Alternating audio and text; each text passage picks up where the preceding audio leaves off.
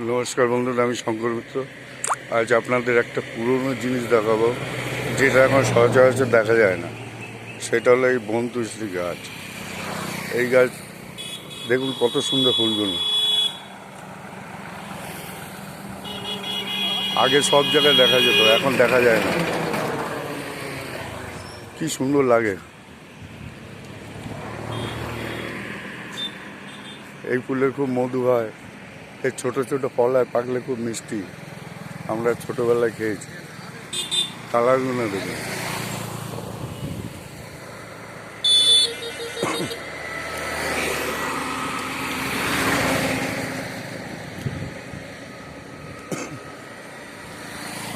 দেখুন কি সুন্দর ফুলগুলোর কালার। এক একটা ফুল এক এক রকম কালার।